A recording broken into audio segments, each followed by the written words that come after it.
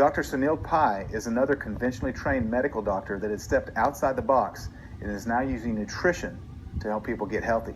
Let's listen to what he has to say. My background, I'm an MD, so I'm conventionally trained in family medicine, but I did a fellowship with Andrew Weil 14 years ago in integrative medicine. But further than that, I then went to India and studied a little bit more of Ayurvedic medicine. Ayurvedic medicine is the traditional medicine of India that dates back almost 4,000 to 5,000 years. And many of the things that I spoke about in my lecture today is rooted in that old history of what we use food as medicine. So although people think of Hippocrates saying, you know, let medicine be thy food and food be thy medicine, it goes further than back. So he snagged it from someone else? Everybody thinks that the history started with the Greeks and Romans. There's a lot more history than that, right? Sure. Depending on what school you went to. So we look at a variety of things, and one of the main ingredients or natural therapies that has been very effective, and now that we have a preponderance of data in terms of clinical efficacy, in terms of cell culture, animal studies, now in human clinical trials, is many of the ingredients I spoke about today, such as curcumin. Curcumin is an ingredient that comes from turmeric, and turmeric is a root. Okay, we use it in cooking, so we think of curry. Yeah. It's a spice, but it's not spicy. So a lot of people have a misperception that it's spices or something. It's a spice, but it's not spicy. It doesn't have the heat component, like a chili, for example. But we use it in like yellow curry. If you went to a Thai restaurant, that's or people have mustard. What makes it yellow is turmeric powder. So unfortunately, in American cooking, it's used as a colorant because it does have that yellow color. It's a natural colorant, but it has a variety of other benefits. And one of the benefits is that it's a strong anti-inflammatory. And it now has been shown to block over 97 different mechanisms of inflammation.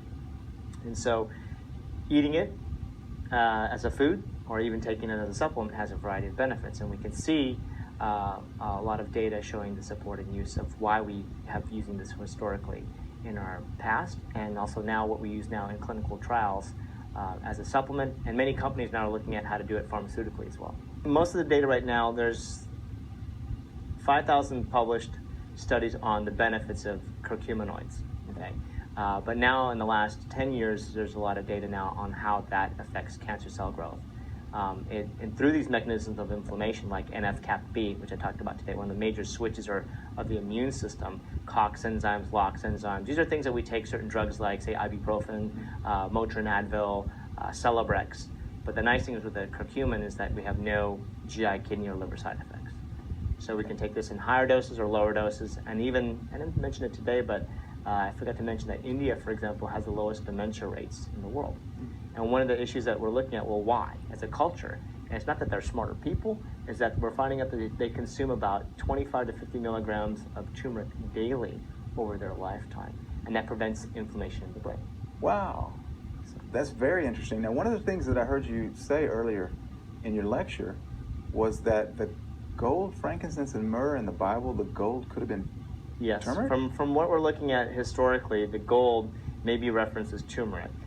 Turmeric or curcumin, specifically the part of the turmeric, but turmeric was sold and cost more than gold at the time. This is during the spice trade or the trade route. Sure.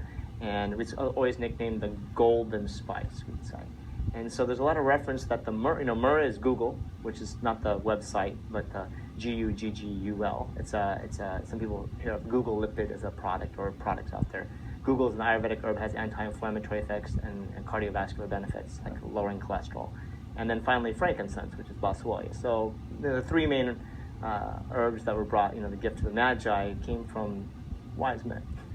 Can you go into a few of the mechanisms of action for boswellia, the way that it might reduce inflammation? Sure. So boswellia blocks NF-κB. It's also a 5-LOX enzyme. So there's two main pathways in the arachidonic acid pathway in terms of when we get omega-6s from our diet, which I talked about. We should be eating a plant-based protein diet, meaning less animal protein as possible and less highly refined oils, right? But too much of those trigger more inflammation, and then end up people taking pills that are blocking inflammation. Boswellia does that naturally on one of the main pathways called 5-LOX. It also has certain blocking aspects of what they call VEGF. These are vascular endothelial growth factors for cancer cells to grow, and also blocks a variety of transcription factors and enzyme processes. And the nice thing is that's also been tested in many tissues. Breast, bone, brain, for example, is one of the areas that we study a lot, where brain tumors like glioblastomas have been shown to actually shrink, and we have a handful of patients now that are the longest surviving glioblastoma recurrent patients in one of the big hospitals in New York State, history. Yeah. I'm sure I know which one. Yeah, we all know. Yes. And that's with Boswellia. Boswellia. Wow, so the gold that the Magi gave to the baby Jesus may have actually been curcumin, the golden spice? I've never heard that before, but it's definitely in the realm of possibility. It makes sense.